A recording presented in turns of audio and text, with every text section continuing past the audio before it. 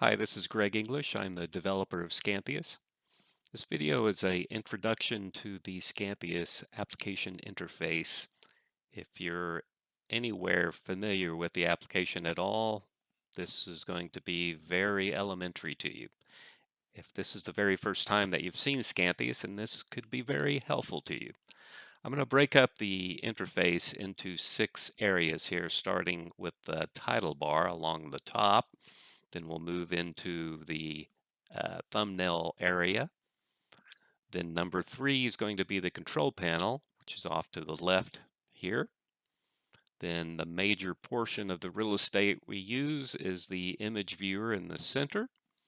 And then along the right side, we have the advanced expanders. Finally, along the bottom is the status bar. So I think it's going to be a lot easier if we break up the interface into these 6 areas. Some of them are self-explanatory, some of them are a little bit more complex. So we'll go into each one individually and discuss them in detail. Not going to open up anything, but we'll describe what each of the areas does here. So let's go to the title bar here. Title bar will, over there on the left, you see the configuration file name. And then we have a config menu where you can load and save configs. And then we have where you can bring up the user guide. Thumbnails shows all the images, thumbnails of the pages in your book. And over here in the control panel, this is where you'll spend a lot of time setting up your book, controlling the left, right frames, the color, grayscale. So this is kind of the heart of the application.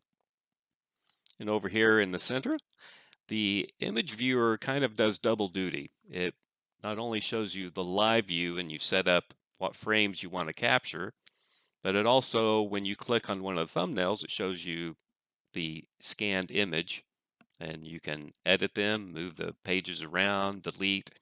So it can toggle back and forth. There's also a mode where it can have a dual monitor where one window shows the image and another one shows the live view. Over here on the right side, we have the advanced expanders. The reason they're tucked over here on the right side is these are areas that you'll not need to go into very frequently at all. Perhaps calibration that's under the camera's expander, but there's 4 sections there that you can go into for various settings.